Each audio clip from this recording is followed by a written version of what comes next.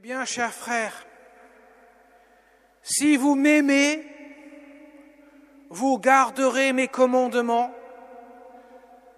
Moi, je prierai le Père, et il vous donnera un autre défenseur, l'Esprit de vérité, qui sera pour toujours avec vous.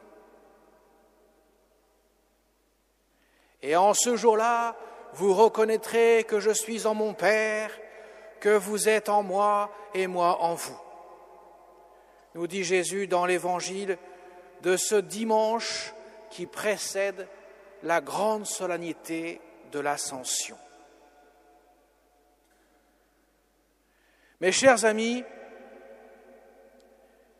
Jésus, en nous révélant le mystère du salut, la raison ultime du mystère du salut, si vous m'aimez, vous garderez mes commandements, et moi je serai en vous, comme vous en moi. Il nous révèle en même temps la profondeur inouïe, l'épaisseur du mystère de la Sainte Trinité, autant que nous puissions le saisir par notre raison éclairée par la foi. En quelque sorte, Jésus nous livre tout en même temps.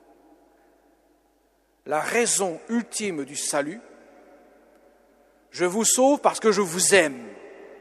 Et si vous m'aimez, vous garderez mes commandements, autrement dit, vous aimerez de mon amour que moi je vous donne. C'est pas facile, c'est moins qu'on puisse dire. C'est la chose la plus difficile qui soit, mais l'avantage que nous avons en tant que chrétiens, c'est que nous avons le défenseur, le paraclet, qui lui nous aide à aimer, jusqu'à même aimer nos ennemis. Je ne vous demande pas d'aimer vos amis, ça, tout le monde le fait. Je vous demande d'aimer vos ennemis. Ça, c'est plus compliqué. Ça ne veut pas dire pour autant qu'il faut avoir des sentiments dégoulinants, dégglutinants et tout ce que vous voulez pour les amis. Ce n'est pas ce que Jésus a dit. Il n'a pas dit avoir un cœur affectif, un cœur plein de sensibilité. C'est bien la sensibilité, mais ça ne suffit pas. Le sentiment n'apporte rien de consistance à l'amour. Ce qui est le cœur même de l'amour, c'est vouloir le bien, c'est la volonté.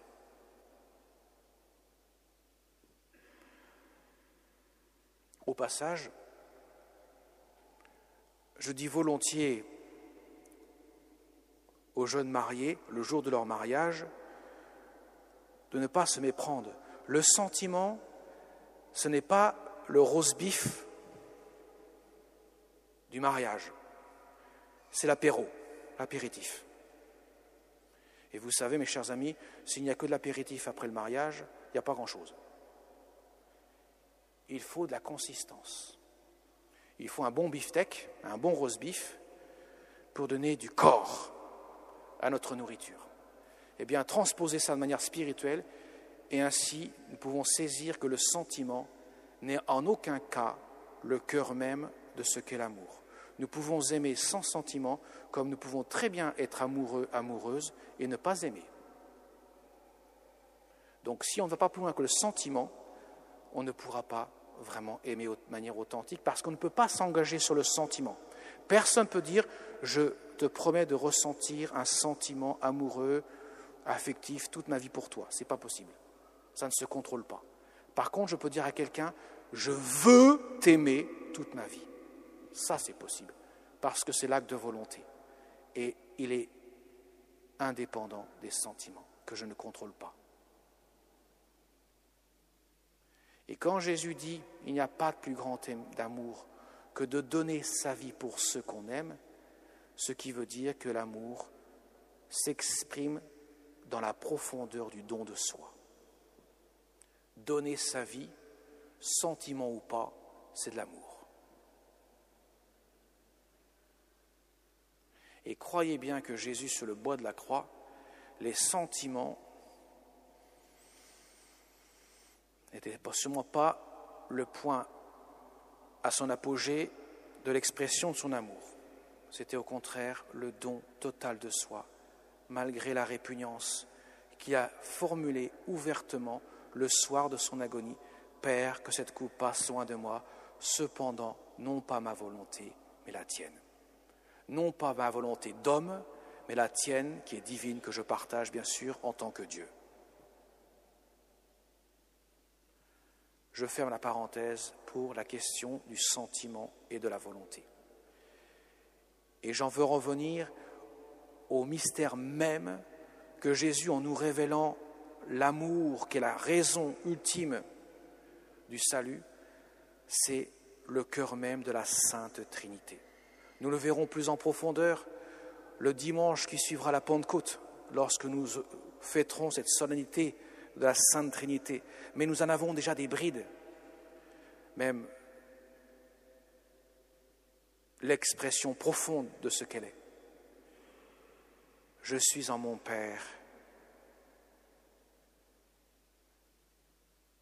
vous êtes en moi et moi en vous. Autrement dit, Dieu nous révèle la raison, mais aussi ce à quoi nous sommes appelés. En connaissant le Père qu'il nous révèle, nous pouvons connaître effectivement ce à quoi nous sommes appelés. Parce que je suis dans le Père et que le Père est en moi, moi-même je peux être en vous et vous en moi. Autrement dit, vous êtes appelés en tant que fils adoptif de Dieu à vivre ma condition filiale d'éternité de Dieu. Ce qui veut dire que vous ne cesserez dans l'éternité de contempler la face du Père par le Fils, dans le Saint-Esprit. Autrement dit, vivre dans le cœur immergé de la très sainte Trinité. Si ça, mes chers amis, ce n'est pas un scoop, alors là, rien n'en est un.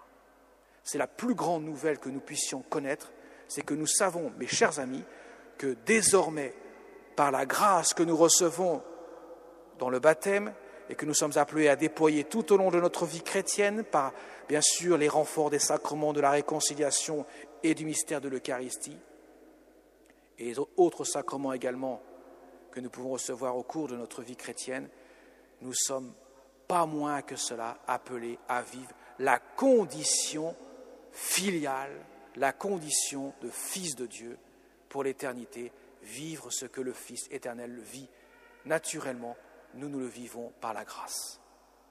Et cela commence dès ici-bas, dans la foi. Dans l'éternité, la foi laissera place à la vision béatifique, à la vision même de Dieu. Alors mes chers amis, comme le bon Dieu connaît notre faiblesse,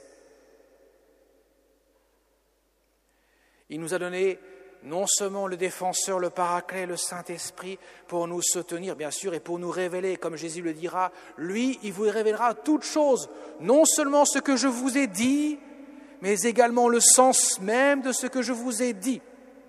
C'est lui, l'Esprit de vérité, qui parlera en vous.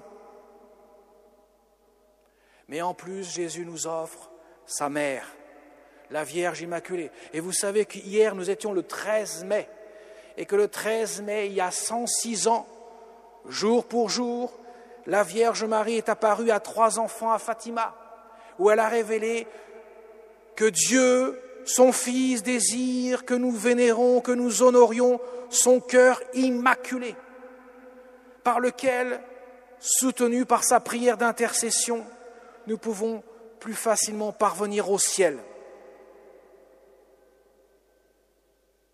Voilà pourquoi nous la chantons à la fin de la messe, pour demander que toutes les grâces que nous avons engrangées au cours de la messe puissent ainsi, par son intercession auprès de son Fils, produire davantage de fruits dans notre cœur.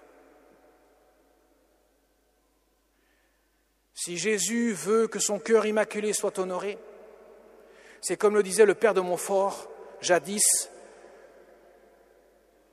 il y a fort longtemps, c'était au début des années 1700, il est mort en 1715. Le plus court chemin pour aller à Dieu, c'est de passer par Marie. Elle a dit oui le jour de l'Annonciation, elle a dit oui dans son cœur, qui s'est exprimé par le glais de douleur le jour du Vendredi Saint, lorsque Jésus lui a confié son apôtre Saint Jean et à travers lui tous les hommes. Et ainsi, dans son cœur, elle prend sa tâche à cœur. Et elle est là pour nous conduire à Dieu, pour nous abreuver de la miséricorde divine, parce que le cœur uni de Jésus et de Marie ne font plus qu'un. Les deux cœurs ne font plus qu'un dans la volonté, car Marie n'a pas d'autre volonté que celle de Dieu. Et vous savez qu'à Fatima, mes chers amis, elle a demandé deux choses que nous aurons à cœur de mettre toujours dans notre vie à la première place. Elle a demandé aux enfants, mes chers enfants, priez, notamment le chapelet, car le chapelet, c'est la méditation de la vie du Christ, notamment en méditant les mystères du rosaire. Elle s'est présentée là-bas sous le vocable de notre ami du rosaire. La prière, qui permet à Dieu davantage de saisir notre cœur et d'y déverser des grâces. Et puis aussi nos souffrances, nos épreuves de chaque jour. Et Dieu sait que nous en avons plus ou moins grandes, que nous pouvons offrir, unies à celle de la croix, pour qu'elle puisse contribuer, comme le demandera la Vierge Marie, à la conversion des pécheurs et aussi à la consolation des cœurs affligés de Jésus et de Marie, par l'outrage des péchés des hommes.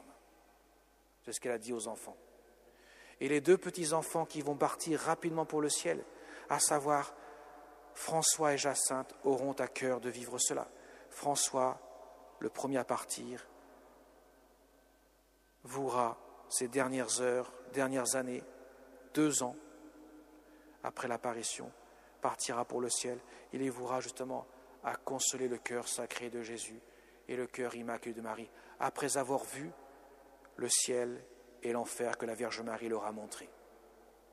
Et la petite Jacinthe, elle, 3 ans, elle vouera ses souffrances, et Dieu sait qu'elle souffrira terriblement à la fin de sa vie pour la conversion des pécheurs. Et il se trouve que lorsqu'elle était dans les derniers instants de sa vie à Lisbonne, dans un hôpital, il y avait un chirurgien qui s'occupait d'elle et qui était profondément athée de chez athée. Lui, c'était radical de chez radical. Eh bien, ce cœur-là, ce cœur de ce bonhomme-là, a fondu littéralement lorsqu'il a vu cette petite Jacinthe, cette petite fille, du haut de ses 10 ans, 9 ans, 10 ans, on avait 10 ans, ouais, offrir ses souffrances, ces terribles souffrances de la grippe espagnole qu'elle vivait pour la conversion des pécheurs. Il s'est converti sur le champ. Vous voyez, mes chers amis, la Vierge Marie a réalisé dans ses 2 petits-enfants le chemin qui monte vers le ciel.